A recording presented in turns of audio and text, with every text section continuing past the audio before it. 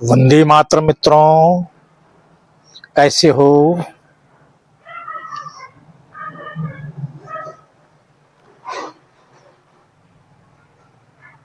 आज रविवार है। रविवार को अपने मित्रों से लाइव प्रसारण के जरिए संवाद होता है।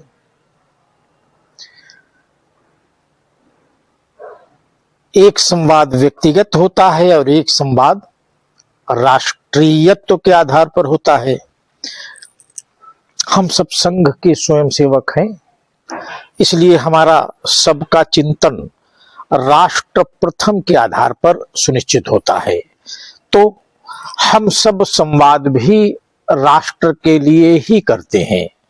व्यक्तिगत विषयों को छुपा कर रखते हैं। व्यक्तिगत विषयों पर चर्चा समाज में ज्यादा नहीं करते।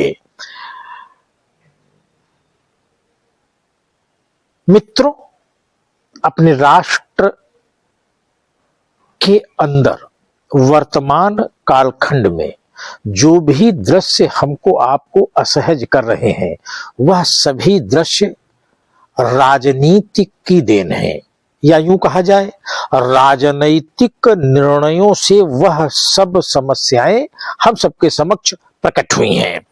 अब इन राजनैतिक समस्याओं का समाधान कैसे हो?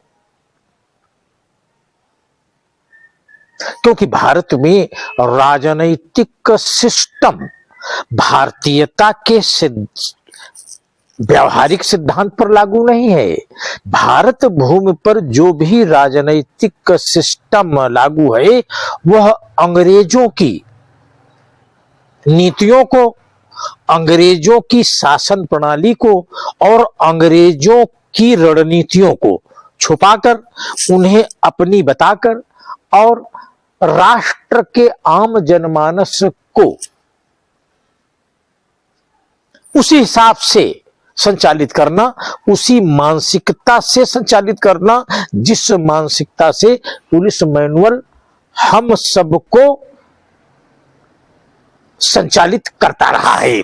यह पुलिस मैनुअल भारतीयों ने नहीं बनाया है।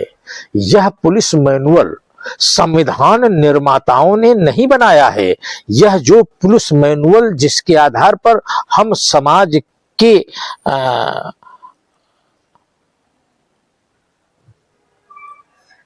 कानून को नियंत्रित करते हैं, वह मानसिकता अंग्रेजों की बनाई हुई है। माने अंग्रेज जिस मानसिकता के तहत भारतीय नागरिकों को नियंत्रित करके रखना चाहते थे, उसी मानसिकता को लागू करने के लिए पुलिस मैनुअल बना था। और किसानों को अंग्रेजों की मानसिकता के अनुरूप ही चलने को बाध्य करने के लिए पटवारी मैनुअल बना था। यह पुलिस मैनुअल और पटवारी मैनुअल जब संविधान से जोड़े गए, तो यह दोनों मैनुअल भारत में नहीं बनाए गए। यह अंग्रेजों के ही कानून को अक्षरशः इसमें स्वीकार कर लिया गया। यह स्वीकार किसने किया? तो आमतौर पर भारत में यह कहा जाता है कि भारत का संविधान अंबेडकर की देन है, पर यह ऐसा हमारा मत नहीं है।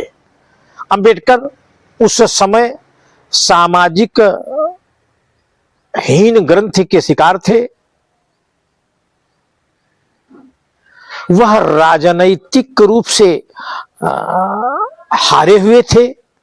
भारत में राजनैतिक रूप से उनसे प्रतिस्पर्धा हो रही थी और राजनीति में असफल होने के कारण उन्होंने भारत में धर्म परिवर्तन का एक जहर बो दिया।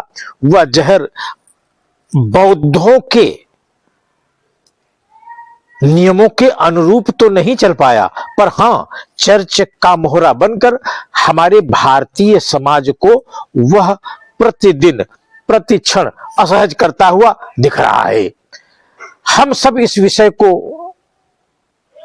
और अधिक गंभीरता से लेने का प्रयत्न करेंगे।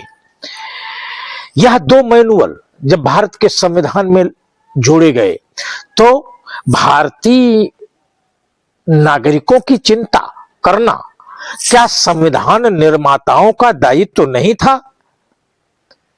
या उस समय सिर्फ अपने अपने लोगों को उपकृत करना, उनके लिए लाभ की स्थिति इस संविधान में खोजना, ऐसी ही मानसिकता थी? यह मानसिकता महान लोगों की नहीं है।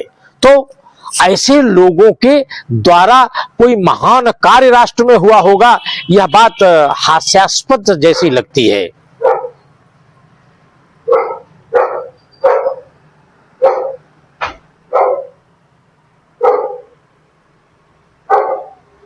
हम सबको इस विषय पर गंभीरता से विचार करना होगा। हम सबको राष्ट्र की वास्तविक स्थिति को जानना होगा। हम जब अपने स्वयं के शरीर के बारे में पूरी जानकारी नहीं रखते हैं तो रुग्णावस्था में हम अपने डॉक्टर के पास जाते हैं, वो हमें जो कुछ बता देता है, जो हमें दवाई दे देता है और जितने पैसे वो मांग देता है, हम उसे तुरंत उपलब्ध करा देते हैं और अपना इलाज करा लेते हैं। हमारे भारत की संवैधानिक व्यवस्था रुग्ण है, हमारा संविधान रुग्ण है, बीमार है। उसको अनेक आक्रांता मानसिकताओं ने घेर रखा है। क्या हम उसका इलाज करना उचित ना समझे? उसके लिए किसी योग्य डॉक्टर का चयन ना करें?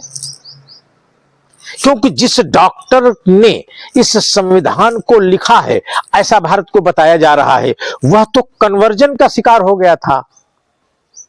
तो वह डॉक्टर किस चीज का डॉक्टर?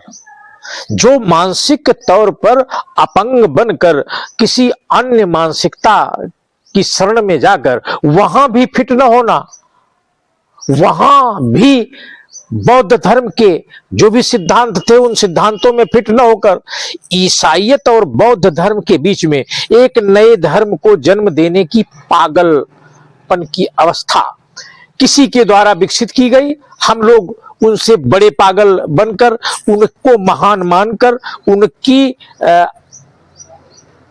संकीर्ण सोच को आधार बनाकर उनके द्वारा कोई संविधान रचित हुआ है ऐसा मानकर भारत में शासन चलाने लगे।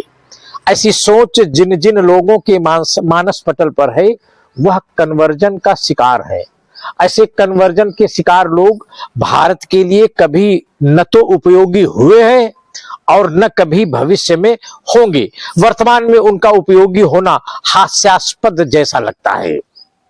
तो हम भारतीयों को क्या करना चाहिए? हम भारतीयों को संविधान में दी गई वास्तविक स्थितियों को समझना चाहिए और यह मानकर चलना चाहिए कि हम सिर्फ स्वाधीन हुए थे, स्वतंत्र नहीं हुए थे। हमें स्व का तंत्र विकसित करना था।